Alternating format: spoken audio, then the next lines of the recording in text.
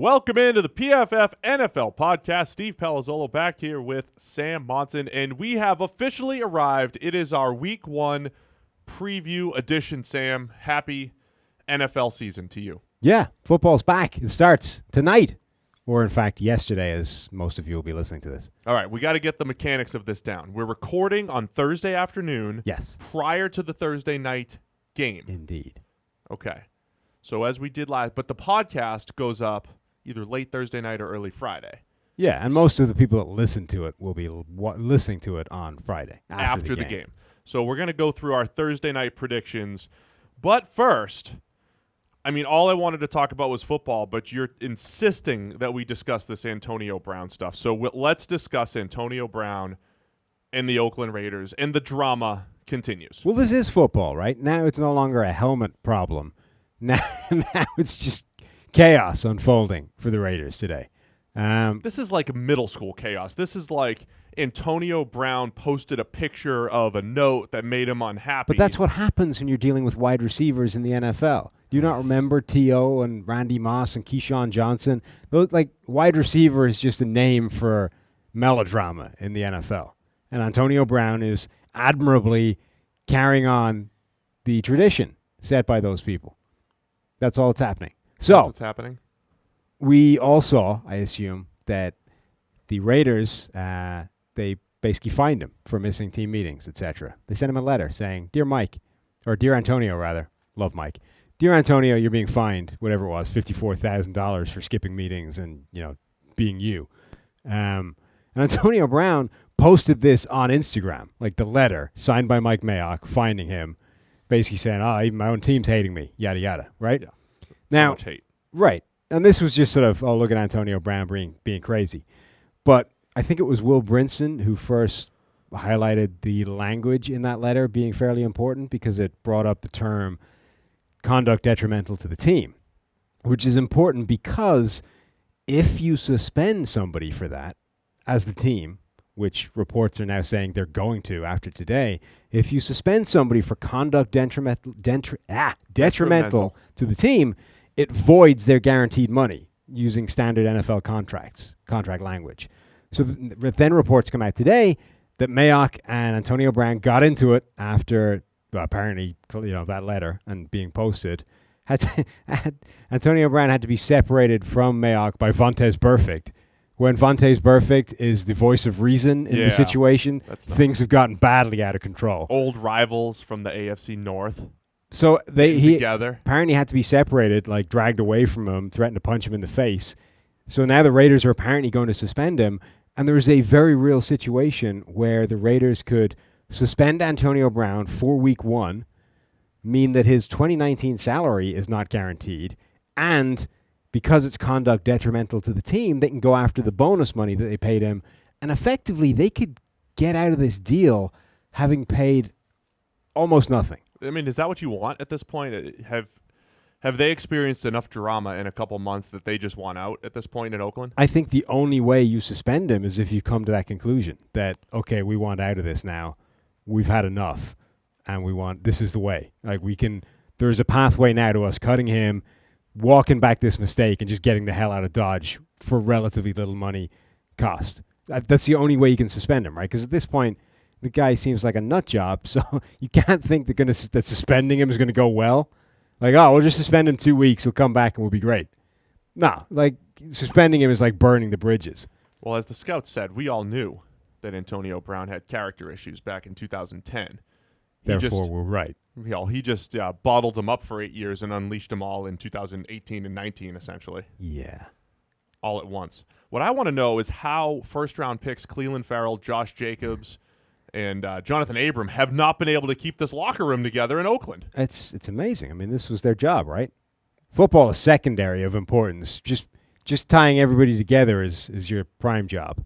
Maybe that's part of it. It's like, let's really test our 3 first-round high-character guys and bring in Antonio and Incognito. It's not even like one of them was the guy pulling Antonio Brown back.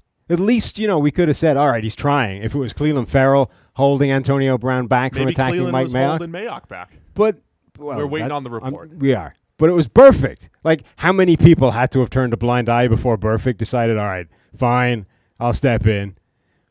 I'm surprised Abram didn't just start hitting people. I mean, that's what he did on Hard Knocks. Hey, it's a walkthrough. Let me just hit some people. Yeah, but I mean, seriously, the Raiders may end up walking away from this whole deal. And it might be smart at this point. And if they do, I mean, how long is it before he's suiting up for the Patriots, having claimed him for nothing? Yeah, I saw somebody make that joke that they're going to offer like a conditional 7th rounder. Right. 12 years from now or something like that. But then they're on the hook for whatever the contract is. Like, if they wait till he's cut, I don't know what you'd sign him for after this craziness, but it's probably less. Yeah, I don't know who. I mean, other people would definitely look into this. Look into bringing him in. That would be genuinely fascinating. Like, how many teams are now interested in this? Like, this craziness that's happened over the past few months. Basically, you went full crazy to extricate yourself from Pittsburgh. And then you go even further crazy, bitching about a helmet that doesn't fit. And then I think the risk is worth the reward's worth the risk, isn't it? I mean, most of the time, but now the Raiders have just decided it's not, if indeed that's what they're doing. I mean, even if it takes time away from Mike Mayock having to deal with this thing, does it really affect everybody else on the team enough that you wouldn't want to take the shot? I would just say that if the Raiders are walking away from this, that's got to be setting the bar pretty high for the number of teams that will be interested in inviting this into the locker room. Maybe the Steelers just bring him back. I mean, feels unlikely. It does feel unlikely. Doesn't it? Well, I just love covering the off-the-field drama. That's my favorite. I know. But this has very real on-the-field ramifications. No, it does. This is not the helmet thing, right? Let's discuss the on-the-field ramifications real quick. We're coming into the season saying, look at this new wide receiver core in Oakland with Antonio Brown, with Tyrell Williams as a nice deep threat. Is Hunter Renfrow going to be that slot guy, as a veteran rookie, the Mike McGlinchey veteran rookie? J.J. Nelson's on the roster, Dwayne Harris. I mean, the drop-off from Antonio Brown is pretty significant, and he was supposed to be that nice weapon for Derek Carr to essentially replace what they had with peak Amari Cooper a few years ago. Yeah, and even then it was how much is Derek Carr going to drag down Antonio Brown's production, but Brown was supposed to be the number one guy. Now it's like Derek Carr throwing to Hunter Renfrow. I mean, come on. Like what? I mean, short area stuff will be all right. Yeah, I mean, I really want to see Antonio and his his rapport with the new quarterback, because it could be a huge clash in styles. That was the fun part about watching that unfold, is to just see how well both of those guys would produce together. It's a big hole for the Raiders because it's on paper only, it's a decent receiving core. If you take Antonio Brown, the name and the potential production out of there, is this a bottom 5 group of pass catchers? Yeah. Definitely. Because tight end's not much better for them either. Right. I mean, it wasn't that great with Antonio Brown there. And Darren if you take Waller, him out of Foster Moreau, I mean, it's not a great group. So it's pretty significant. It's significant because Derek Carr is, we say all the time here, is going to be dependent on his playmakers as far as what his production is going to look like this year. Yeah. So apparently Mike Mayock is about to start a press conference, like right now as we're recording. So we will be able to update people as we go. But if you're happy, Steve, that we've talked about the craziness enough, we can move on to, the actual games. Can we now? Yeah. Please? Mm-hmm. But I will update the people as we the will news circle breaks. back if Mike Mayock comes up with any great news. Okay, now let's do another intro. Now welcome in to the PFF NFL podcast. I'm doing this on the podcast, not like for the video. That's real. Okay. Now it's the week 1 preview. Now is it week 1 preview time? Now we have to predict the future from the past. Whose turn is it? Yours. Oh, no, I'm not ready. Right. That's why it's yours. All right. So Thursday Night Football. We just did at the same time. We did. Thursday Night Football is what? Packers-Bears, right? Hold on. Can we just explain to the people how good we did last year? We did pretty good. So last year, what happened? Again, we recorded on Thursday afternoon before the Thursday night game. And we have so many new listeners right now. Thank everybody. Thank everybody for listening. Thank you. It was like an awkward, situation because we record before the game, but most people listen to it after the game. It's like, what do you really do with that? We didn't know what to do. Do you just not cover the game because it's already happened for most people? You can't really go in depth in it because it's already happened for most people. So we were like, what we should do? we should just start guessing what's going to happen. Just start predicting the future. And very confidently say, this is what you just saw. Right. You guys watched this last night. Predicting the future from the past. And bizarrely, we had a kind of crazy strike rate. Oh, yeah. You called Baker Mayfield coming in. Off the bench and leading a right, comeback win. Against the Jets, which is exactly what happened. I called Nick Mullins carving up the Raiders when heading into that game, the storyline was, who the hell is Nick Mullins? Right. Like, people were genuinely asking, I have no idea who this guy is. I'm upset that I have to watch this game that I've never heard the quarterback of. And you called him carving him up. Yeah, and he did. I predicted Brock Osweiler's stats almost to a T. Right. Like his passer rating was like 0.4 off. Yes.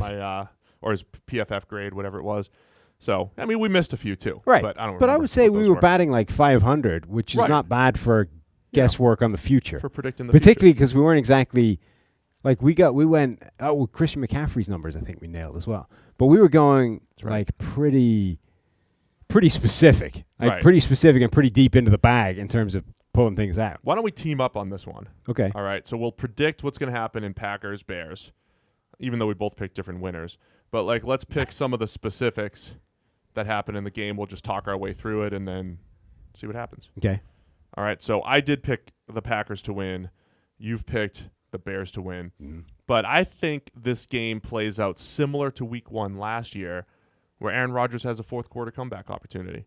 Okay. And there's a lot of drama that you guys saw in this game down Right. the stretch. What was that drama like?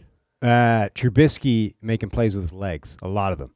Yeah. Trubisky essentially executes a length of the field drive almost 100% through his own legs. Yeah, and the Packers, they just seemed, they're playing a lot of man coverage. Yeah. They just weren't ready Right. for it. And Trubisky just scrambled for like 87 yards Yeah. on a 97-yard drive. That's very specific. Isn't it? Yeah. I was going to have my very specific Aaron Rodgers makes a fourth quarter comeback, and I think the Bears kicker was a very key part of that game. Okay, hang on. So let's sketch this out, right? Trubisky puts the Bears ahead with 87 scrambling yards on a 97-yard drive. 7. Aaron Rodgers executes a comeback, Yeah. takes them ahead, Yeah. and then the Bears, they get into kicking range. Again, Right. field goal opportunity. And the kicker. In my world, no good. In your my world, he makes nails it. Perfect. Because you picked the All Bears. right, got it. Sound good? That's what Yep, happened. that's what in happened. Thursday Night Football. Nailed it. I do feel like football early in the season has a knack for like reflecting last year or like what you expected. You know what I mean? So I asked the people at PFF to update us on the Mike Mayock press conference as we were live doing the podcast. Gordon says it lasted 10 seconds. Antonio Brown's not in the building today, not practicing. When there's more, Mayock will tell everybody. The end. Breaking news. So not a lot from the Mike Mayock press conference. Well, I'm glad we were covering that. Mm. So there you have it. That's Thursday Night Football. What an opener. I mean, it's the 100th anniversary of the NFL. What a great way to showcase that product with the nation watching. Presumably another fine season of the Collinsworth slide started. He's not sliding anymore. It's not sliding anymore? No. He was over the slide last year. He thought, because he was like, what do I do anymore? And we were telling him rappel from the rafters and all that stuff. And he was like, no, I'm done. He's done with all that. Really? He's not going to slide. Okay. Fine. They're going to pan to him normally. I mean, if ratings get rough, maybe they right. bring it back. Yeah. But I think it's more like Just ace in your pocket. You don't use your trick plays until crunch time. Right, but I don't know if you mess with what's working, No, they didn't do it in the preseason. Well, it's the preseason. Nobody, you don't. I mean, You don't on one show your hand, real things in the preseason. you don't It's unleash your playbook, right. but at the same time, you got to practice your staple plays. Sure. Yeah. I don't think he's going to slide in. All right. Fair enough. So Okay. anyway, that was Green Bay, Chicago. So that was Green Bay, Chicago. Now, here's what we're going to do on the podcast for the preview. We're going to take a couple games, dissect them a little bit more in depth, our biggest games of the week, and then we'll just go rapid fire, which for us takes forever because we're so long-winded.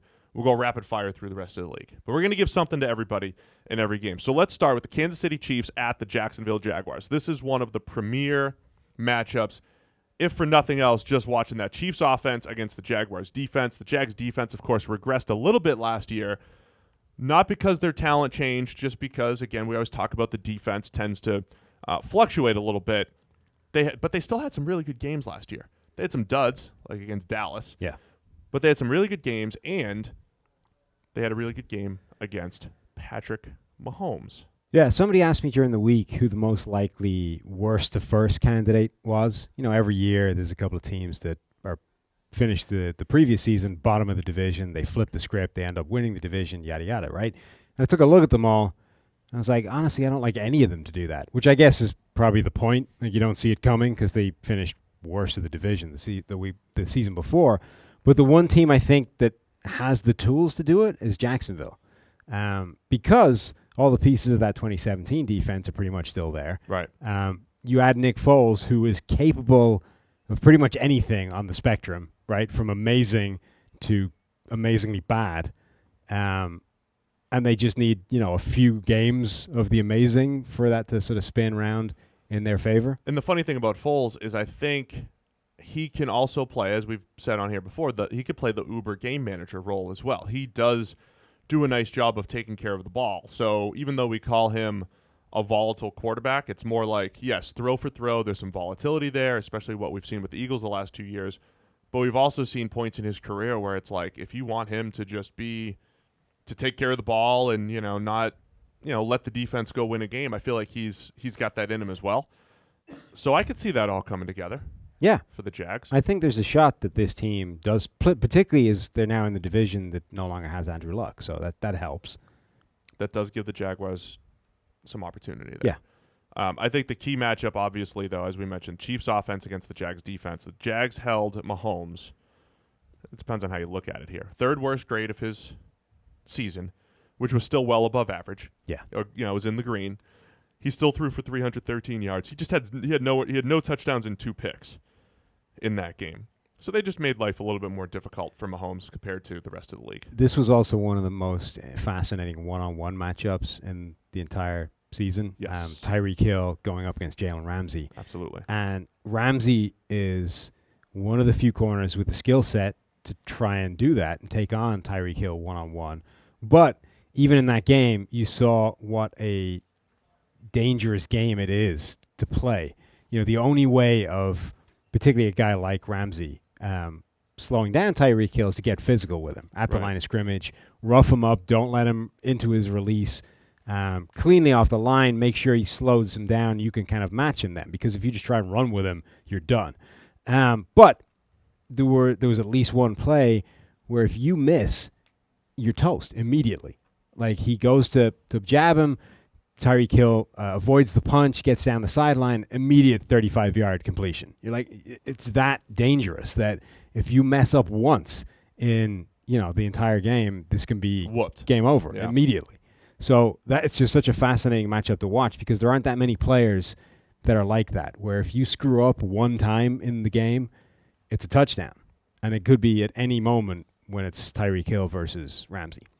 I mean, you also have Miles Jack just got re-upped by the Jags, potentially one of the better coverage linebackers. He's been one of the better coverage linebackers in the NFL.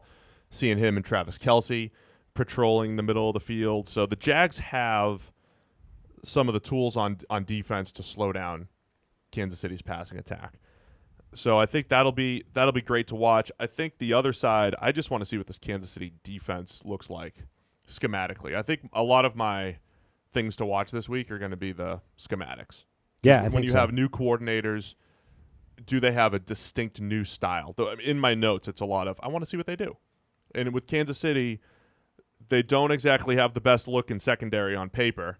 So are they going to protect them with zone-heavy schemes? Are they going to still try to play a ton of man? They're going to mix it. I think they're going to mix it up a lot with Steve Spagnuolo in there as defensive coordinator. Well, that's the interesting thing with them, right, is that we've seen with the Colts last year that a way of protecting a relative lack of talent in the secondary is to go zone heavy, and particularly with the Chiefs, where we've talked before about how zone schemes typically create more turnovers because those guys are watching for the ball. Right. The Chiefs' defense should be all about just trying to maximize the number of turnovers. Like, if we're going to suck, at least suck in the way that's going to steal some possessions back for Patrick Mahomes, because that's how you win those games. You just need to make sure that, if we're scoring 50, the Rams or whoever else on the other side doesn't equally have the same number of drives. Just steal one. Just one. One of you go out there, spend the entire game watching for the ball, and pick it off, and then we win the game. That's all you need to do. I mean, last year the strategy was let the offense score as quickly as possible so that our offense could get back out there. Yeah, I mean, last year they tried to play man coverage all the time. And that's just, it's basically taking away all those turnovers, and you're not really good enough to do it. So it's just not a good strategy, start to finish.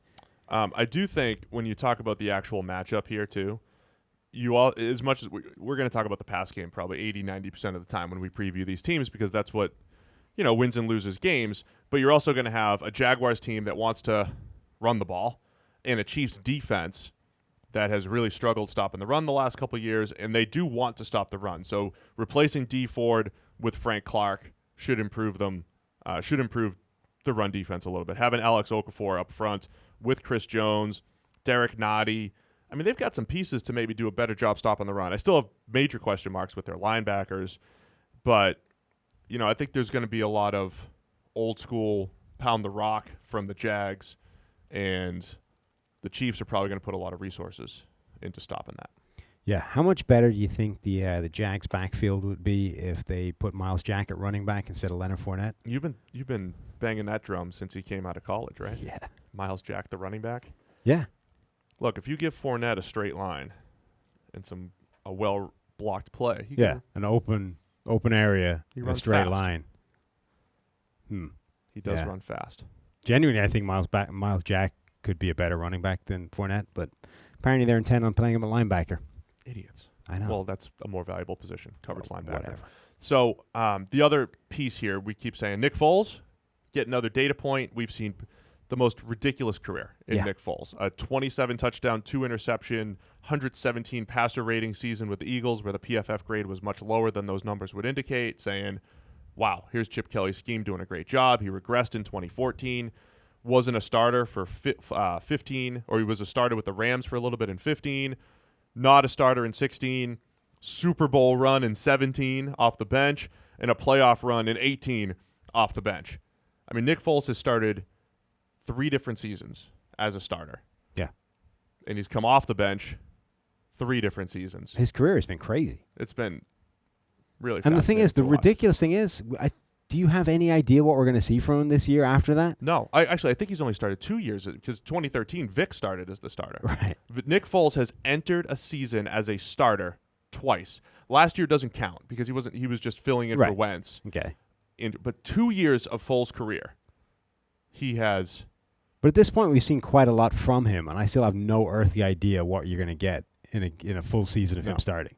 He's had more seasons in which he has come in as the backup and led a playoff run. 3 times that's happened. Yeah. Or, been in the playoffs. It's just a fascinating career. So now we get to have this. It's Nick Foles' team in Jacksonville, new data points. Let's see what he does. Definitely have some question marks about who he gets to throw to. I think we'll see a lot of D.D. Westbrook in the short and intermediate game. But Foles, when he was having those spectacular games with the Eagles, was stretching the field. He was throwing the ball down the field. He was letting big guys like Alshon Jeffrey go up and make plays, letting those tight ends make plays.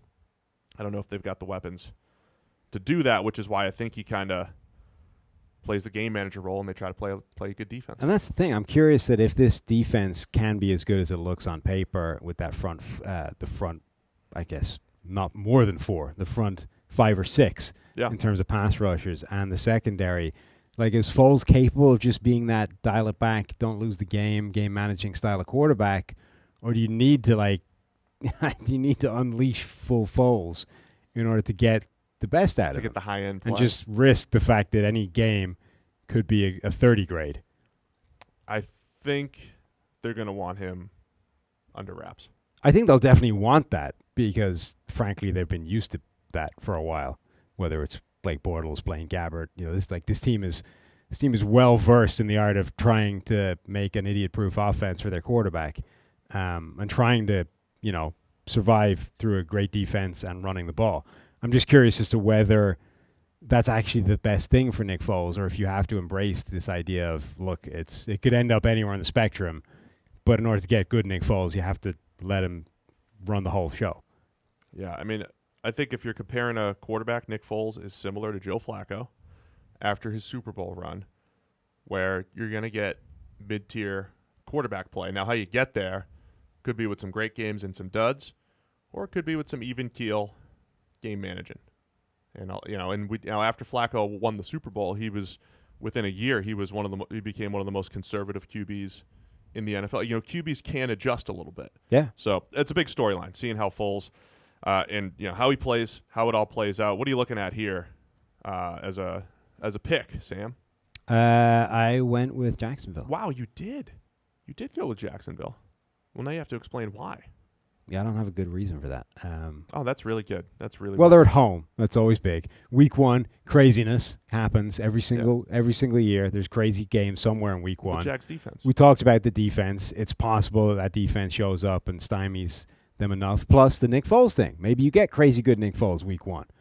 So there's enough lunacy attached to this that I think this is one of the crazy week 1 results that shouldn't happen but does. That's a good answer. Thank you. All right. So I'm going to take Kansas City in this one. It's one of our big matchups of the week. Let's move on to the Pittsburgh Steelers at the New England Patriots.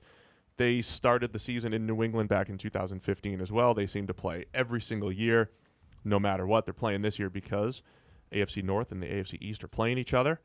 And, perennially, 2 of the best teams in the AFC. Yeah, and I think the interesting thing is there's obviously a lot more moving pieces in Pittsburgh in terms of the change up on that roster. Antonio Brown no longer there now. Le'Veon Bell no longer there now. Juju Smith-Schuster stepping up to become the number 1 receiver. The knock-on effect all the way down that receiving core it has. Who's the second guy? Is it Dante Moncrief with this perennial breakout season? Do we finally see James Washington make that step up? We loved him coming out of college. Really rough rookie season. Looked good in preseason, but kind of seems stuck behind Moncrief on the depth chart in terms of snaps. So I'm curious to see what that Pittsburgh offense looks like. But then the other big thing is, who does New England go to attack the Steelers defense? Because they always have a fairly easy job. The Steelers really struggle to combat this New England offense every single year. Except last year. Regardless of what they do. And then now there's no Gronk. So what do the Patriots do? Who's the kryptonite that they're going to go to expose the Pittsburgh defense? Well, I mean, it has been interesting because the Patriots had dominated Pittsburgh until last season, and we always talked about Pittsburgh's game plan and how they, tried to play man, they tried everything against New England, and last year they finally did a good job of mixing things up. Just enough to keep the Patriots off balance. But, yeah, in 2017 it was, hey, we need plays, let's go to Gronk. Yeah. I wasn't always Gronk, though. It's just no, that's what I mean. It's just open guys. But Gronk was the last time. I think the story is definitely the Steelers playmakers and the Patriots playmakers. How do they all shake out? Last year, if you remember, the Pittsburgh game was the last game for Josh Gordon. And he was only targeted once, I believe, or only had 1 catch in that game. And it felt like, hey, if they're gonna play more man coverage, like that should be the guy that you're going to. Yeah. And they just did not give him the ball. So I want to see if that is where New England ends up going. Pittsburgh's secondary, I think, are they sneaky good now, Sam? Sneaky good. Because you've got Sean Davis improved last year. Terrell Edmonds has been better than we expected in a small sample size. Hasn't been good. Just, what do you mean? I mean, he's been okay. Yeah, he's been better than expected. Right, but we expected terrible because he was badly graded in college. But Joe Hayden's been solid on the outside. Steven Nelson's okay on the outside. And Mike Hilton's one of the best nickel corners in the league. Yeah. I think the X factor is Devin Bush. Yes. How quickly does he become the good coverage linebacker in the middle? Yeah, I mean, how quickly can he fill Ryan Shazier's shoes, which is essentially what they need, and they've needed since Shazier went down with that injury. The irony there, though, I told you, I think Shazier's only had like 1 good year. Right, but part of that was this idea of the Steelers ask more of their linebackers, their inside linebackers, than I think pretty much any team in the NFL. So part of that is that I don't think Shazier was ever really as good as the hype it set for that last year. But part of it is also that they're asked to do a lot, whether it was Timmons, whether it was Shazier. Like, those guys get put in ugly situations a lot of times, which does not help their overall grade. Right. Because, we have to downgrade them for essentially screwing up an assignment that realistically was pretty tough to envisage any linebacker successfully completing. And they have more of those, I think, than most teams. So part of that is going to be, can he step into that role? And then the other thing is going to be, is that are the requirements going to be all the same? Is he getting the full Timmons, Shazier treatment in terms of this is what you got to deal with? Or does he have a slightly scaled back expectations because, he's a rookie and can't possibly be expected to deal with all that right off the bat? It did look like the Steelers were trying to play more man coverage in the preseason. They were. I can't read you the numbers because we got an error here. Over here. Okay. It says they're at 312%. That seems unlikely. Yeah. But I know that they played a lot more man coverage. And if they are doing that, you've got Mike Hilton and Julian Edelman as a potential slot matchup. You have Josh Gordon and Joe Hayden as a potential matchup on the outside, as we mentioned.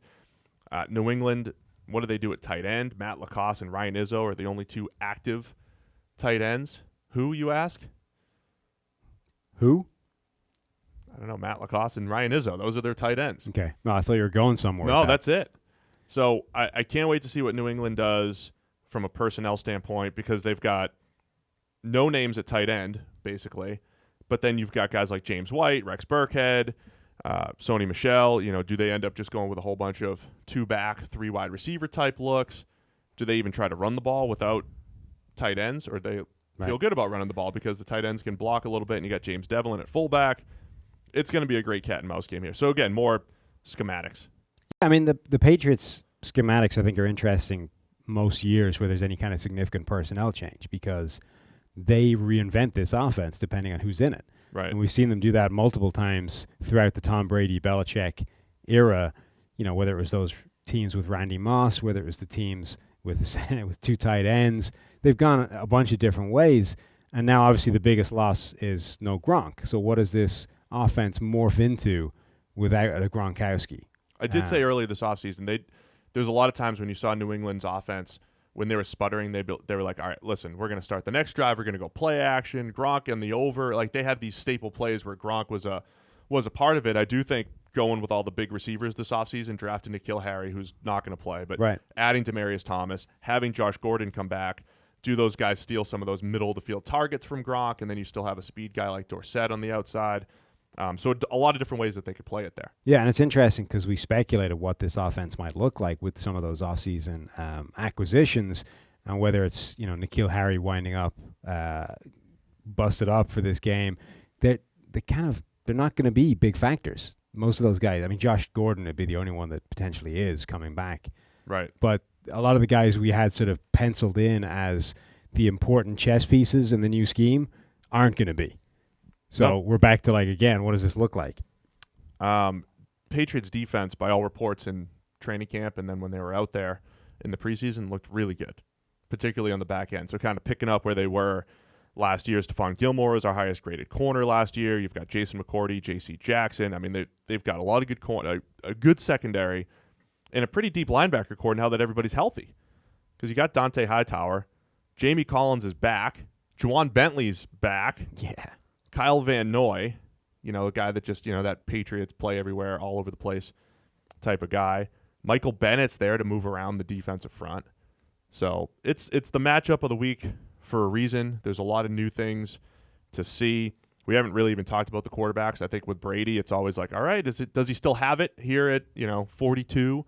Does he still have it one more year as he gets further into his 40s? And then with Ben Roethlisberger, he had one of his lowest grades of his career last year despite throwing for 5,000 yards. Yeah. It's because he just missed a higher percentage of throws than he had in previous years. So will he be a little bit more efficient even without Antonio Brown? Yeah, I think it's a big season for Roethlisberger in terms of bouncing back. As you say, I think that the conventional wisdom would be that he didn't have a down year at all because the numbers are still big, but they threw the ball a ton.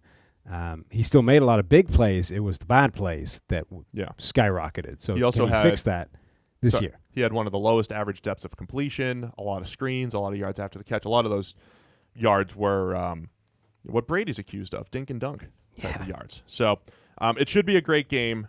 I'm taking New England in this one. Same. At home. And, I think they'll come out and take care of business like they normally do against Pittsburgh. We got Neil and Bruce going. Yeah, so we have to make some changes to our picks because Zach now works with the Rams, so he wasn't going to give us. Is he not allowed to do picks anymore? I don't know that would have been appropriate. Who else did we kick so out? We got rid of Zach. We got rid of Gordon. Oh, Chris. We got rid of Chris. And Chris. And I Gordon. don't think Chris was there last year, was he? Oh, no, I don't think he was. So we got rid of Chris. We got rid of Gordon. We got rid of Zach since he's busy with the Rams. We brought in Bruce and Solly. Bruce Gradkowski and Solomon Wilcots are now in there, and Austin because he was begging to get into the picks. He's in this too? Yeah. Huh. Should boot him out. Well, he's on the YouTube channel and stuff, so No, he's good. visible. We like Austin. All right, so those are the two key big marquee matchups. Let's try to go rapid fire now. Yeah, we're really good at that. Yeah, listen, the people would listen to like a 3-hour podcast if we gave it to them. Yeah? I think so. I don't think we should try it, though. I don't want to. No. It's a lot of time. Baltimore Ravens at the Miami Dolphins. Sam, what are you looking for? How hard is Miami steering into this tank job? I'm fascinated now. I'm loving this idea of they've rolled into the perfect storm of a potential 2-year tank job for Trevor Lawrence, who didn't have the greatest week one. No. Now it's just a 1-year tank for Tua. Right. Well, this is the beauty of it, right? You can pivot. Right. Pivot. The beauty of the 2-year tank job is that inevitably you're going to suck year one as well. So at any point you can decide to change course and just grab Tua. Or a true freshman emerges, looks better than Trevor Lawrence, and it's a 3-year tank job. Well, that's going to be harder because now you have to sell that to the higher ups, right? Is. If you get them sold on the idea of a 2-year tank job, you're easily going to be able to sell them on the 1-year gig. It's like, hey, good news. We can pull this off a year sooner. Well, nobody in the NFL is trying to tank, and when they go to play football, they're all trying to win. It's just tough to win when the offensive line in Miami is Julian Davenport. They legitimately might be trying to tank, though. Michael Dieter, Daniel Kilgore, Deion Calhoun, and Jesse Davis. Yeah. I mean, Neil asked the question of, is that the worst offensive line we have ever seen? And it might be. Yeah, I'd rather let it play out and let those grades accumulate. But on paper, right? I mean, that's why we asked the question rather than saying it. But that has a shot, right? There's a few offensive lines we've seen that have been genuinely wretched, and that's in with a shout. When you combine that with Ryan Fitzpatrick's volatility, God, I mean, you could get one of those games where he throws 6 picks again. Yeah, in any given week. How many picks do you think they'll let him throw before Rosen goes out? 6. You think they'll give him 6? Yeah, I think they're pulling him after 4. Yeah, I mean, look, I know it's not the ideal situation for Rosen, but you want to get him out there and competing as soon as possible to see what you get from Rosen. I'll be interested to see when the Dolphins are on offense, the Ravens pass defense. We've talked about it quite a bit here. One of the stories of the season, Baltimore building a team where they've got to completely revamp their pass rush, find guys who can get after the quarterback, but they're sitting there with one of the best secondaries in the NFL. Can they cover long? Are they going to scheme up pressure? Are they going to throw a lot of 5-man rushes out there? The 5-man rush, by the way they do it, one of those ways that you can take advantage of a poor offensive line, but also, just create some cheap pressure when you got smart linebackers working against running backs and stuff like that. So I think that would be a good strategy for Baltimore, particularly against Fitz or Rosen. Okay. I don't think our rapid fire is going particularly quickly. No, that's it. I mean, that's like 2 minutes on a game. That was that longer than 2 minutes. Was it? I mean, maybe I want to see Lamar Jackson usage too. Right. They're going to let him chuck it? I mean, they'll let him throw it, but it might not go where it's supposed to. There's so much to see. Okay, next. Atlanta Falcons at the Minnesota Vikings. What are you watching? Julio is going to destroy Minnesota's cornerbacks because they're all bad or injured and bad. And Julio's very, very, very good. Is this going to be a major regression for Minnesota secondary this year? I mean, I don't think they're going to be good. The last time these two teams played, there was a lot of talk about how well Xavier Rhodes shut down Julio Jones. But if you actually watch the cut-ups of those plays, there's a lot of open Julio in those plays. It's our own fault because we always put stats out there, and he only gave up 2 catches, right? Right. Even though there were penalties and other open penalties, a lot of open plays we just didn't get to him. Because the penalties don't get added to the stats, they get added to the grade. Right. If you're using PFF numbers, use the coverage grade. It tells a better story. Yeah. So even a fully healthy 100% Xavier Rhodes, I think, would get his ass whooped by Julio Jones more often than not. And at the moment, he looks anything but that. So whoever is covering Julio is going to have problems. I'll be watching the Vikings offense. Are they truly more dedicated to the run? And I said the other day, Dalvin Cook, when healthy, is as good as Todd Gurley and Zeke Elliott and others. Mm-hmm. A lot of people thought I was crazy. I mean, a lot of people always think you're crazy. Yeah, but I love Dalvin. I think he's You fantastic. might be right. I mean, Dalvin Cook and Christian McCaffrey were my two favorite running backs over the last period of time in college to pro transitions. I really like Zeke as well, but I think those two had legit special ability. I like Gurley too. I mean, I think they're all good running backs. I just think Dalvin has the best combination of making something out of nothing and that big playability. I don't care what he ran at the combine, low 4.4s or high whatever it was. He's fast. He's got legit big play speed. Kirk Cousins talked all offseason about how the numbers say run more play action. So I want to see, is this that team that's going to run the ball a ton and Kirk Cousins, 35-40% of his passes are going to come off play action? This offense in theory is like a grandfathered version of the McVay Shanahan system, right? It's Kubiak, it's the same tree, right. It's the same ideas. So this idea of we're going to set up all these wide zones, we're going to use play action off the back of that. That's the offense. The question is how much does the original, the OG version of this offense? Yeah, how much Kubiak influence is there? Well, how much Kubiak influence is there, and how much has the old version borrowed from the new guard that have developed and added all these various other wrinkles? Very good point. Anyway, the Kubiak tree has done a good job of elevating quarterbacks, helping them statistically, creating open throws. So it could be a big year for Kirk Cousins. Also protects him a little bit with that poor offensive line. But did we do a pick? We all picked Baltimore, obviously. We're going to pick against Miami every single week. You picked Atlanta. Yeah, I picked Atlanta. Yeah, I picked Minnesota. Atlanta doesn't play outdoors till November, by the way. When do they first play in Pennsylvania? I don't think they do this year. Oh, no. Nope, not this year. Well, then it's Super Bowl time for Atlanta. Yeah, if Matt Ryan doesn't have to travel to Pennsylvania, we're okay. Matt Ryan, indoors all year. Buffalo Bills at the New York Jets. Sam, what are you looking at? I'm curious how many touches Le'Veon Bell gets. He said, put me in, coach. Right. Give me the ball. Are they going to give him the ball 722 times and try and make up all of the money in week one? They might. The end. Ride him to the end. Sam Darnold versus Josh Allen. 2018 first rounders. Darnold, I expect big progression from him this year. Okay. And Josh Allen, I want to see if he's going to progress. Does Cole Beasley open up the short passing game for Josh Allen? Can he hit some of the easy throws and rely on his arm a little bit more than relying on his legs? Mm-hmm. Both picked the Jets. We both picked the Jets. It's at home for the Jets. I think they're similar rosters.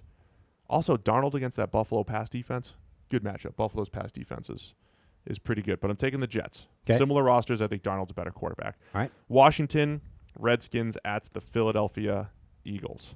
No Trent Williams for the Redskins because he's still upset. Against loaded pass rush in Philly. Yeah. So, that's going to be a problem, I would suspect. How big a problem? How much is the Washington? I'm going to say quarterbacks because I'm far from convinced that one guy is going to last this entire game given the weight of pressure that's going to be coming from that offensive line. I'm just curious to see how that shakes out. Also, this is like Donald Penn, coming back. He's been back to left tackle. Right, back to left tackle where he should be, back after those injuries that were pretty severe. And, it's not that long ago Donald Penn was a pretty good left tackle. So how close to that can he get? Eric Flowers scheduled to start at left guard. And Fletcher Cox.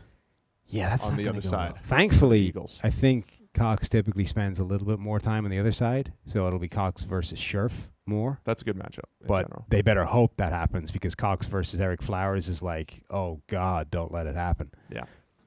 Can't really hide him at guard. I want to see how the Eagles deploy their weapons. I've been saying all offseason, we ranked them as the number one group of weapons because of the depth.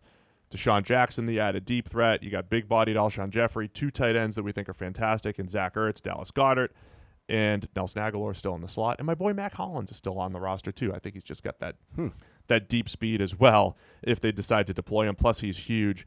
I think we might get an indication, Carson Wentz could go out there, throw 4 touchdowns, and it's like MVP status again because he's got these weapons to throw to. So I want to see how they deploy him, particularly in the red zone. We're all taking Philly across the board here at PFF. Indianapolis Colts at the Los Angeles Chargers, Sam. I'm curious to watch Jacoby Brissett against a legitimately good secondary, albeit one shorn of Derwin James. Brissett isn't a bad quarterback. So obviously things went south for the Colts because Andrew Luck was, a top 3 quarterback maybe. And Brissett isn't. but he isn't bad. And I think the situation is there for him to be a lot better this time out than he was last time out. You know, it was a rough spot that he got thrown into before. The offense wasn't exactly suited to him necessarily. And he's still very young. So now he gets the benefit of the Frank Reich system that helped out Andrew Luck. He's had time to develop. He's been in this system for a while. I'm kind of curious to see how much of a step forward he can take and how good he looks against a decent secondary. Yeah, I think that's a huge question mark for the Colts this year because they've built a good enough roster. So we'll see how he plays. I want to see this Chargers offensive line against the continuing to improve Colts defensive front. You got Justin Houston added there, but the Chargers O-line, not good. Russell Okung is like, all right, there's a good solid tackle. Well, he's not there. Yeah. And the rest of the line, major question marks. Our guy Forrest Lamp, I don't even think he cracked the starting lineup. 65 grade in the preseason. What does the guy have to do? I mean, okay, playing better would help. Sorry, 58 grade in the preseason. Yeah, he got to play better. Well, that wasn't ideal. Played a lot of snaps too, 179. So the Chargers could be challenging the Dolphins for the worst offensive line, especially when Okung is not on the field. Yeah. So I want to see that matchup. I still like the Chargers though because of that. We both taken advantage. Bruce went with the Colts though. He did. I don't think is he factoring in West Coast travel here? Come on, Bruce. I mean, it's a long way to travel. Rookie move here. Cincinnati Bengals at the Seattle Seahawks. Another big West Coast trip. So that's it. Cincinnati's got no shot. Pretty much. Also, right. they've got no shot because they look pretty bad. The theme of this is the theme. I want to see new teams schematically, or is it how bad is this offensive line? The competition for the number 32 offensive line in the NFL is heated. The Bengals throwing their names in the hat because all of their best players either retired or got hurt. Yeah, that's not ideal. Really did. Pretty much. Also, basically the only half decent player on this team right now, or the offensive line, is Cordy Glenn, who has a fairly extensive history of getting busted. Got hurt a couple years ago, hurt last year, and still wasn't. Right. Been in the concussion protocol this week. I don't think we even know if he's starting yet. So they're like one. They might not even be one hit away. Cordy Glenn might already not be playing in this game, but at the very minimum, they're like one hit away from Glenn going out, and there being nobody. John Jerry. Nobody. I don't know what they're going to do. Andre Smith, John Jerry, whatever it is going to be a disaster. I mean, that's right there with the Dolphins and the Chargers. Man, that is bad. 2018 first rounder Billy Price, not cracking the starting lineup. Right, bad enough that they now. just benched him straight out. So the Cincinnati offensive line, I want to see the Seattle pass game and who Russell Wilson's going to throw to besides Tyler Lockett. DK Metcalf has been banged up the last few weeks. He's listed as starting though, right? Yeah, as far as I know. So look, we always say as long as you have a top 8 quarterback, that guy can elevate those around them. I think Seattle's really putting that to the test. They want to be a run-first team. They're going to run the ball as much as possible, take the ball out of Russell Wilson's hands, but at some point it's going to be about him making plays. We know he can make plays off play action. I want to know if guys can get open when they need to, 2nd and long, 3rd and long. And, Seattle pass game, William Jackson on the other side. Yeah, I mean, I think Wilson to Metcalf is going to be fun just to watch, to see what Metcalf can bring. That's a great place for Metcalf because he might be a little limited as far as what he can run from a route standpoint, but he can be an explosive vertical route tree type of guy. But it's like either we play you, who are limited and only have a few tricks in your bag, or we have to pull this guy that nobody's ever heard of. We don't even know who he is. Yeah. We don't have a nameplate for him, so we don't want to do that. It's going to be fun. I was just looking at your notes on the next game. It's awesome. So we're all taking Seattle over Cincinnati. The next game is the Detroit Lions at the Arizona Cardinals. Just read your note. Well, so I want to explain it a little bit first. You know the way you always you can't really compare eras in the NFL, right? It's like, what if Joe Montana went up against Tom Brady? Or what if the 85 Bears played the 2018 Patriots? Like, who'd win, right? We're going to see. What we're going to get here is the 1987 Detroit Lions taking on the 2019 Arizona Cardinals, and we're going to see which style of football wins games now. Is it college spread offenses predicated on the passing game, or is it hard-nosed, smash-mouth football built to stop the run and pound the ball? We're going to see. This is great. All you wrote was 1987 versus 2019. Yeah. That's great. This is a sim of the 80s versus the 2019s. The Lions still have Matthew Stafford chucking it around if they need it. They do, much like Seattle, they really want to establish the run. They really have made a lot of roster moves. Yeah. Adding run blockers and run defenders. Yes. The last couple of years. Extending Damon Harrison. All of that said, though, they have improved a little bit as far as coverage goes, or at least pass rush goes with Trey Flowers. I mean, they've added other pieces as well. But, yeah, they want to do a lot with the run game. They do. So that'll be fun to watch. Have they looked into what Grady Jackson is doing these days? He's probably still available for a few other big-bodied. A few early down run stuffs. Run stoppers. Kenny Galladay will be a key weapon for Matthew Stafford. Definitely want to see how Stafford looks in the new. It's a new system. Darren Bevel in there. It's his system. Darryl, right? Darryl. What did I say? Darren, I think. Oh, sorry. Darryl Bevel. My fault. But new system and, see how Stafford looks there. I want to see on the other side. Interestingly, almost all of us have 1987 beating 2019. Yeah, because of what I'm going to bring up right here. Okay. There were concerns. There were concerns about Arizona from a pass protection standpoint. So I noticed this on film, week 2. We mentioned it on the podcast. The Raiders were just torching Arizona from a pass protection standpoint. Wide splits, the stunts, 6-man pressures, 5-man pressures were getting home. Kyler under crazy pressure because there was 2 ways that this could go, right? Arizona has this not very talented offensive line that was among the worst in the league, if not the worst last year.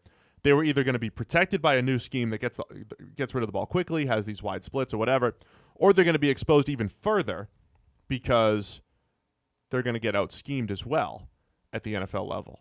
There are some hints at the scheme being challenged in the preseason. And then, this is, again, what they used to say about Steve Spurrier when he came in. He just didn't have the chops as far as pass protection goes in the NFL. And then I've talked to multiple coaches the last couple of weeks. We've heard from coaches who have kind of had similar concerns. It's interesting. There are teams in college that legitimately never stunt. They don't exchange gaps whatsoever when they're rushing the passer. It's just 4 guys. You each have a lane. Win. And in today's college football, it's a lot of 3-man rush. It's right. Tight front. But in the NFL, there's basically no team that doesn't throw that out there as a significant part of their pass rushing repertoire. Yeah. The differences are how often it happens, but you're going to see it. And particularly if you put on tape a complete inability to deal with it, then you're going to see it a lot, and that's going to be an issue. Even stuff like when Kyler was in empty and they rushed 6, that's pretty common. A lot of times empty, teams love to rush 6, but you always have a quick pass when you're empty, and they didn't. Right. So he took a safety. So there are these little adjustments that need to be made. I want to see how prepared are they, and of course we want to see how Kyler Murray, the number 1 player on our draft board, looks. Yeah. Uh-huh.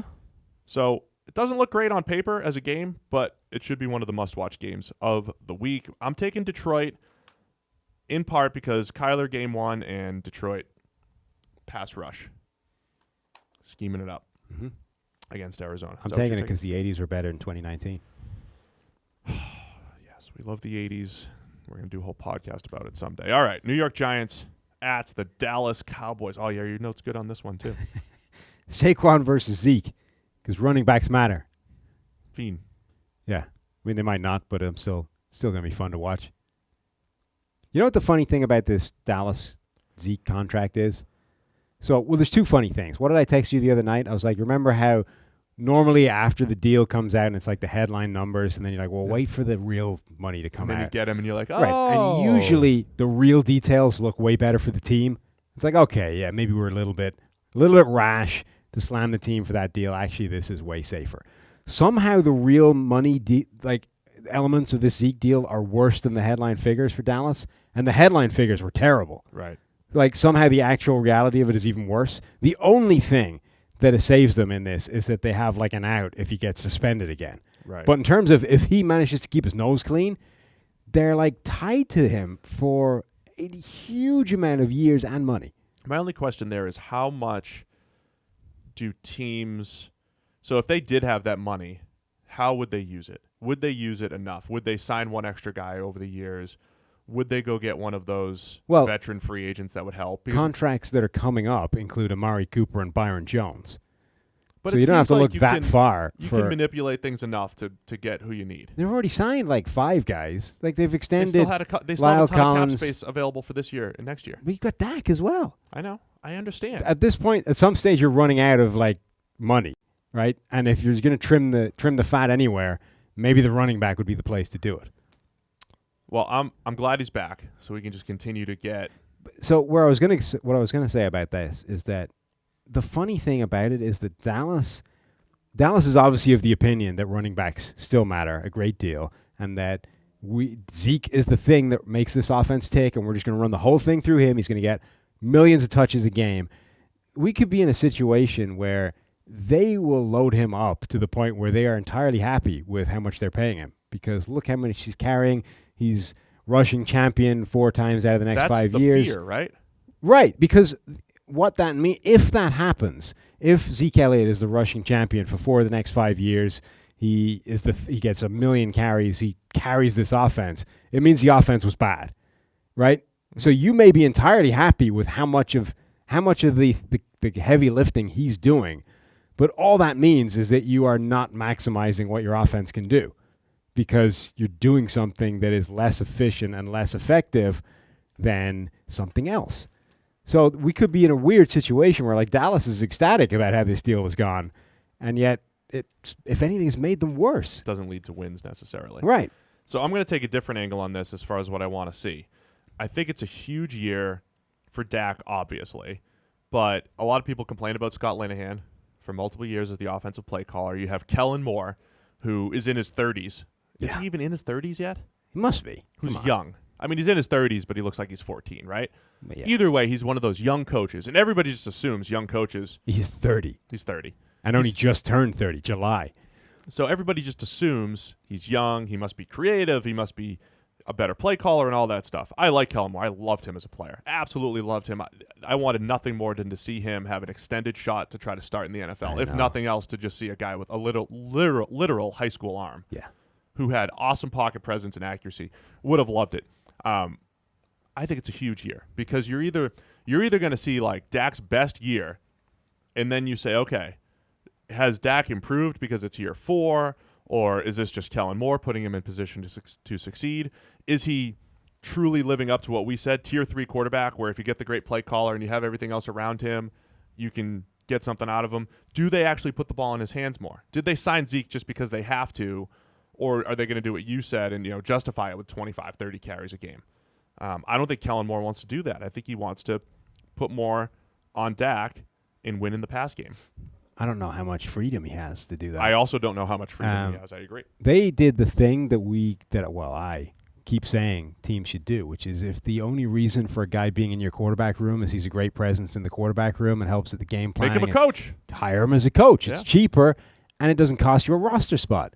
They did that with Kellen Moore. He was a guy who they kind of gave a legitimate chance to win that starting job briefly, and it really went badly. And nobody wanted to see a different end of that than you and I, and it wasn't going to happen. All I know is Kellen Moore didn't have the talent, right? Kellen Moore has a 400-yard passing game in the NFL. Yeah.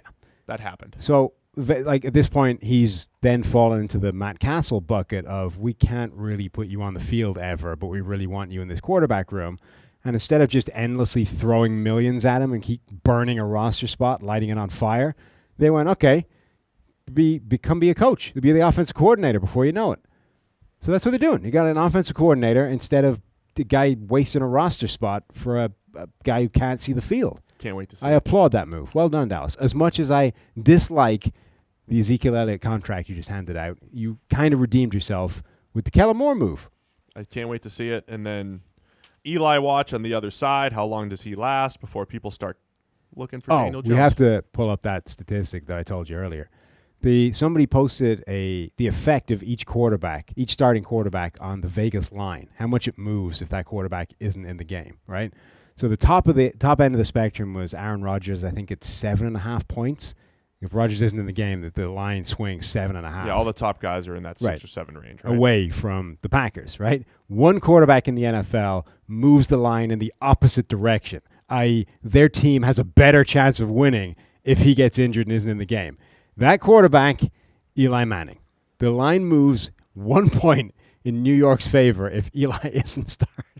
I think that's unfair, though. It really is, but it's hilarious. Not to look, Daniel Jones was really good in the preseason. I mean, there's two elements of it, right? If you're banking on Daniel Jones being better than Eli Manning, that's a stretch. I don't know that he's better than Eli Manning right now. Right. So there's two parts of it. One, I really don't know that Jones is better than him right now. He may be, but we don't know. Two, Eli isn't that bad. No. Like, he's not good, and he's definitely among the bottom third of NFL quarterbacks. But you're one quarterback, you're saying, if he goes out, you get better. He's not the one. Like, if you're saying one guy goes down and you get better, Eli isn't that guy. For some perspective, because I think multi-year looks matter. In 2 out of the last 3 years, Eli Manning has had a better PFF grade than Daniel Jones. Yeah. Daniel Jones has been in college the last 3 years. Yes. Where your Eli's grade been should in be the higher. Yes. Uh-huh. For perspective. Yeah. So, I just think it was funny. It is funny. Ha ha ha. That was Okay. me laughing. Yeah. All right. San Francisco 49ers. Wait, who are we taking? Dallas. Oh, yeah, okay. All of us. I don't Except know. Bruce. Bruce has gone rogue on a lot of these. Oh, he's going to be. His picks are going to be terrible. What does he know? All right. San Francisco, Tampa. Arians and Jameis together. Yep. Your MVP season. This is the start right here. Nah, I don't think it's going to be this year. No? Nope. Okay. I don't think it's ever going to happen, but if it's going to happen, it's going to start now. So Arians plus Jameis equals fireworks, equals YOLO balls deep down the field, equals Mike Evans catching a ton of jump balls. It's going to be beautiful. Just got to get him to cut back on those negatives. Jimmy G making his return. Want to see how he looks. Don't care how bad he looked in that 6 attempt one preseason game. He looked a little bit better the next week. He was just trying more difficult passes. Yeah. I want to see him against this new scheme in Tampa Bay again, but also the new secondary. A man-heavy secondary with Carlton Davis and Hargraves and Jamal Dean and Sean Bunting and how they deploy all these guys in the secondary. Such a young secondary. It's so young. Some of them could be terrible, but if they get 2 or 3 good ones, then sure, it's not bad. Plus, you got Todd Bowles calling the plays, who has no problem going zero blitz, also true, over and over again, and could be exciting. Tampa Bay is going to be a team to watch, because of the craziness on both sides of the ball. Both went Bucks. I'm taking. Oh yeah, it is an MVP season for James. I took the Bucks. Okay. Yeah, travel. Yeah. Tennessee Titans at the Cleveland Browns. Yeah, I'm kind of curious to see do the offensive tackles for the Browns hold up? Can Tennessee get pressure on them? Cameron Wake coming off the edge. Yeah, Harold Landry in year 2. Right. Hopefully. So we'll see what type I'm of curious to breakout see he because this offense on paper for the Browns looks kind of spectacular, but the one area of weakness is the tackles in particular on that offensive line. We've been banking on the scheme plus Baker's ability to understand the Right, game better and that's than why Tyrod to make the outline. Yeah, that's kind of why it's how much can they get pressure, because as much as those tackles may be a weakness, they've already shown that they're kind of decent at papering that over with Baker in particular and the new sort of system. So Baker and OBJ, definitely want to see them. But I think the more you think about it, the Browns, all the resources that they threw into the defensive line, the Titans without Taylor Lewan and with Marcus Mariota, who likes to hold the ball and take too many sacks, is this a 6 or 7 sack game? Easily could be a 6 or 7 sack game for the Cleveland Browns this week. Yeah, they starting Dennis Kelly at left tackle? That's what it looks like. That doesn't seem advisable. Yeah. It's one of those lines where when Luan is – we always say the left tackle's overrated. Yeah. But if you have a good one, the trickle-down effect to, getting to average. Yeah, I mean, plus, it's as important as the steepness of the drop-off between that and the next guy. Absolutely. So Luan is huge for Tennessee because you got to throw Dennis Kelly out there. Other than, when you have Roger Saffold's pretty good, Jack Conklin's good, but, man, it could get ugly if Mariota holds the ball too long. I'm going Cleveland. Same, I think. Yes. Yeah. I think we're all taking Cleveland. So we are. We use different abbreviations, but we got it. All right, a Monday night game. Houston Texans at the New Orleans Saints. The first of 2 Monday night football games. What are you looking at here? I want to see if Alvin Kamara starts to get an increased workload in that backfield. It's kind of been speculated, but I don't know if it's happening yet. Obviously, Mark Ingram was kind of the workhorse in that backfield a year ago. He's no longer there. They did bring in Latavius Murray, who is sort of tailor-made to be the same kind of, thunder to Kamara's lightning. But I don't know. There's still talk that they might not do that again. Right. That actually we've decided Kamara can handle the majority of this workload, and Latavius Murray will be merely a change-up guy or when we want to give him a rest. So I want to see sort of how much that role expands if it does. always the same thing I said about Brady too. It's like, all right, here's the next year of Drew Brees. Let's make sure he looks right. Well, he always looks good week 1, Brees. It's because he's Plus old. It's indoors. It's end of the year where the arm starts to fall. Oh, okay. So I'll save that for week 10 or whatever it is. Yeah. Really want to see the Texans O-line. You got Laramie Tunsil in there. Will they protect Deshaun Watson better? Will he protect them better by getting rid of the ball? And then how do they deploy those pass game weapons? Because DeAndre Hopkins, Will Fuller, Kiki, Cutie. Yeah. Are you going to be attending the Houston How to Run an NFL Franchise course they're running? Yeah, once they hire me, I'll be running the course. You're going to be running the course? Yeah. Maybe this is your way in. I'm not a doctor. You know the way, so Gran Turismo, I think, has these competitions where, the winner gets a real job? That'd be me. Right. Teach the course first. Yeah. No. You go to the course, and then, whoever aces it, whoever the valedictorian is or whatever it is, gets the GM job. So I'm going to sign up for this course over at Rice. Yeah. So Rice and the Houston Texans are running a course, how to run an NFL franchise, right? And whoever graduates top of the class is going to be the Texans GM next year. Top of the class? I don't know if I'd be top of the class. I mean, I'm the best GM candidate, so I should be top of the class. I mean, it feels like that's an effort thing, I don't know if I want the job anymore. They don't have a first-round pick until, I don't know, when the world – maybe that – big into global warming over in Houston. They're like, trade all of our first-round picks. You think they're working off the Mayan calendar? Yeah. They're like, this game's not existing in 2 years' time. Right. Maybe that's what they're doing. Maybe. Look, win now. If you get the job, won't exist in 2 years. If you get the job, you could trade for some more. Oh, I'll manipulate. And I mean, you could flip Laramie Tunsil, for example. Apparently, he's worth a couple of first-round picks in a second. If I got the Jets job, I would have traded Le'Veon immediately. Yeah, I would have traded Zeke if I was in Dallas. To who? Somebody would have taken him. Anyway, I'm just saying, if you want first-round picks so bad, there's people there you could flip for them. So I really want to see that Texans pass game. They've got some weapons. Deshaun Watson. And Deshaun Watson, year 3, weird dynamic. Grade hasn't been as good as his really, really good stats. Where do those intersect here in year 3 for Watson? Denver Broncos who are we taking? New Orleans? Yeah. Don't forget, New Orleans' defense is terrible the first 2 weeks of the season, the last 2 years. Okay. I don't know if that matters at all, but that's the case. Remember, they gave up 100 against Tampa Bay. They were terrible. Yeah. They had 2 years ago perfect passer rating when pressuring the quarterback in the first 2 weeks against Sam Bradford and Tom Brady. It's unbelievably hard to achieve. Really, really tough. So they could get torched.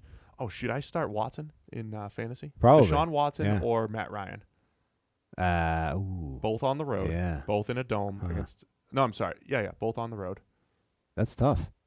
Well, let me know off the air. Okay, yeah. You didn't answer. I had all the people give you their fantasy teams for some feedback. I'm going to have to come up with a way of paying you back for that. Denver Broncos at the Oakland Raiders. It's the second Monday night game. We already talked about AB. Yeah. I don't know what by the time this posts what the exact suspension or whatever is going to happen, but what are you looking for in this one? Yeah, he may not be on the roster at that point, so that'll be fun. I'm kind of curious to see what Joe Flacco looks like, and is he going to bounce back a little bit? We're going to get Joe, Joe proving that he still has a place in this league. I wouldn't be surprised if he looks all right. Okay, he looks all right. I mean, part of that's going to be because the Raiders' defense isn't that good, so that'll help. Yeah. What are you looking for? Did I write anything? Yeah, I want to see if the Raiders' defense is a little bit more aggressive. I told you they did look good against Arizona. And the leadership's paying off? Yeah. I want to see how the rookies get integrated, of course, Cleveland and Abram on the defensive side of the ball. I think there's always a lot of draft picks where you're like, you could have had this guy and you took this guy instead. So Cleveland Farrell and Josh Allen of the Jags are 2 of those guys. You know which one was an interesting one for me a few years ago? Just getting off the subject. The Chiefs took Dontari Poe right ahead of Fletcher Cox. Huh. And early on in their careers, it didn't look crazy. They were kind of similar players or whatever. And then over time, it was like, oh, wow. Right now, it looks ridiculous. When you take similar players, William Jackson being picked right in front of Artie Burns. Yeah. By all accounts, the Steelers wanted to get. So to me, that's one of those. Cleveland Farrell and Josh Allen is one of those, like, everybody that I know would have taken Josh Allen over Cleveland. Right. Oakland Andre didn't. Dillard over Titus Howard. Yes. Who apparently they said they graded higher.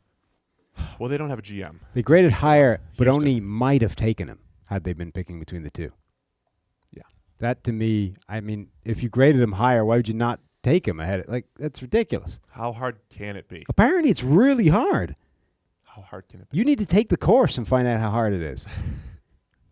I might apply. Do you think Neil would give me a leave of absence to go? I think if we sent somebody with you to film it, you would definitely be okay with that. That is the rule. Like, you can go wherever you want as long as somebody has a camera and Right. you can create content. Not only would you get a leave of absence, but I think you'd probably pay for it if we got like full Instagram coverage of it. I'd say I'll go ask him, but he's going to be listening to this as soon as it does. Neil, Right. Let us know. Neil, Let us know in the comments. Let us know in the comments if you'll let Steve go to the Rice University. That won't work if he's listening on Spotify, though. Let us know via email. Yeah, that'll work. Or okay. Skype or anywhere. You can text me if you want. Let me know. All right. Why'd you put Rams at Panthers last? I don't know. I was just moving the games around. It's just like a Sunday 1:00 game. Okay. What was the other Monday night game? Those two. Houston in New Orleans those two? and Denver okay. and Oakland. Yeah, I don't know. I shuffled the order in order to be able to put the good games at the very top. Yeah, you're fired. Los Angeles Rams at the Carolina Panthers, Sam. Yeah. What I've been talking about all offseason. Does this Rams offense have an evolution over the offseason? Have they developed a plan B? Because they didn't have one last year and things were bad when they didn't. So you've had the entire offseason. Sean McVay is widely considered to be a genius. Has he identified the thing that was right in front of him last season, i.e. teams have started to figure you out, you need something else? Do they run more quick game with Jared Goff? Are they still, outside zone play action? Do all of their yards come off play action again? Yeah. Will Goff live up to the money? How good is Zach Robinson as an assistant QB coach? Why don't you should text Zach and find out if they've evolved. I will, but I can't tell anyone. Dear Zach, has the offense evolved since last season, let me text him or will it be the same? Because if it's the same, you may have some problems. You guys figure out how to attack quarters yet. Yeah. And what you want to see, apparently, is the Panthers' new D and Cam Newton's health. Yeah, do my... Okay. So Cam Newton's health, he's apparently avoided the injury report this week. So whatever his busted ankle hasn't been that busted. He's going to be starting week 1. But it's Cam Newton, so he's inevitably one hit away from being back on the injury report and busted up again. Just texted an NFL coach. You did, yeah. Yeah. What about the defense? Has you so fascinated? Well, they're saying they're going to run more of these odd looks, 3-4 type of looks, and they have a sneaky good defensive line. Yeah. Gerald McCoy in there, and Brian Burns, first-round pick. They've needed to revamp that defensive line for a while. I think the defense could be solid. Yeah, they still have Poe. Still have Dontari. I mean, he's a good player. How much do you think he got ruined by that sequence to begin his career, 4 straight years of never coming off the field as a 350-pound nose tackle? It's one of those things we've been needing to study, but when you get a defensive tackle, and Will Fork had years like this too, where a big guy over 330 plays 800-plus snaps. I mean, even just generally, I was always fascinated by the idea of, you remember Amobi Okoye came into the league at 19? It was like, right. I mean, if he's as good as we think he is, he could play for 15 years at that age. Right. Right? You're like, well, what if you just have an amount of tread on the tire and then you just started burning it earlier, right? Like you just started losing rubber when you were 19 instead of 21. Like you didn't prolong your career, you just moved it forwards. I mean, the age thing is more like if you're comparing this age versus this level of competition. Right. You expect a level of growth. But his thing was, a lot of people were talking about this, the length of this guy's career because he's so young as opposed to how much better he could get. And it was, well, I don't know if that's actually the case or if you just started burning the wick earlier. I mean, you see that in the NBA all the time. Guys a 20-year career, but he's like, oh, he's 37. Right. He came in when he was, 12, 17, 18. Well, yeah, Panthers defense. Want to see what they're looking like. Okay. I took Oakland, by the way, in the Oakland-Denver game, as you did as well. This was before. This was before we discovered Antonio Brown was likely suspended. I'm going to take Carolina in this cross-country battle. Okay. With the Rams. Yeah, I'm taking the Rams. Man, my analytics basically just say take the home team. And honestly, that's not a stupid way of doing it when you look at the way picks work. No, I think the Panthers could be pretty good. Last year I was saying, hey, they're the worst 6-2 team in history. This year I think they're going to be a little bit better, assuming Cam's health. Yeah. We'll see Norv, too. I want to see Norv in his second year. That offense was interesting before Cam went down. Absolutely. They were. So it should be a great game. Get to watch Aaron Donald play football again. Yes. To watch all these guys play football. It is great. We're all excited here at PFF. We're fired up. The season is starting. Or it already started. Did already start, and we already told you what happened. What a great game. Outstanding Thursday night game. We're all fired up. It's week 1. We've gone overtime. We're going to be bummed if we went 0-1 in predicting the future, though. Yeah, it would be a rough start. We didn't start till week 3 last year. Kind of gave us a little bit. It took us a couple of weeks to figure out that this was the way of doing it. We could just chop it out of the podcast. Yeah, just axe it. Didn't happen. Yeah. Okay. You can skip it. Go get PFF Elite. It's the only way to fully enjoy the NFL season. It's the only way. All grades are going to be out after the games. So, Monday. Well, this one will be out tomorrow. Thursday night Friday. will be out. So if you're listening right now on Friday, the grades could be up. Right, the grades. Depending on when you're listening, the grades may already be up. Every play that happened. PFF.com. Last night's game, i.e. Thursday Night Football, could be up already. Could be up. So get there. Go do it. Find out just how bad Trubisky was. Rest of the year, Thursday preview show, Monday review show, maybe some special surprises for the YouTube channel in between. Yeah, should we also tease the new podcasts? Oh yeah, we have a new podcast coming. 2 of them. 2 new podcasts. Tell everybody about them. All right, we have 2 new podcasts coming. Not featuring me or Steve. Unfortunately, that shouldn't prevent you from listening to them. At least not initially. Like a special guest or something like that. Sure. Yeah. But at least not initially. Give them a chance. Well, one of them is Mike. It's Renner. Renner's back with a podcast of his very own because we basically booted him off this one except when we talked draft. So Renner's coming back with his own podcast with Austin Gale and Renner together. They are doing a podcast called 2 for 1 Draft. 2 for 1 Drafts? 2 for 1 Draft, something like that, right? Which is basically about college prospects and rookies. So following these college prospects through their rookie year in the NFL as well and looking at both sides of that whole spectrum. We should have Mike do a rose ceremony for the all-rookie team at the end of the year.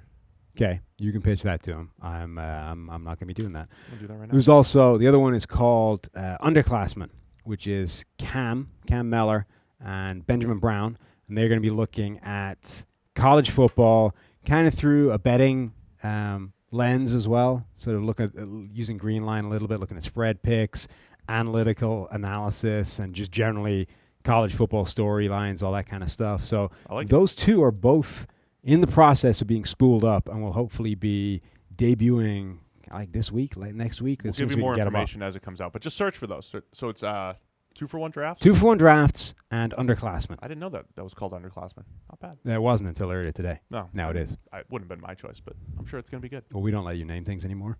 Oh, I've got some good history of naming things. No, you don't. All right, we're out. It's overtime. Yeah. We're done. Bye-bye. See you Monday. Happy football. You want to get rid of me and get back to more great PFF YouTube content? All you have to do is push that button right there and subscribe. Thanks for watching.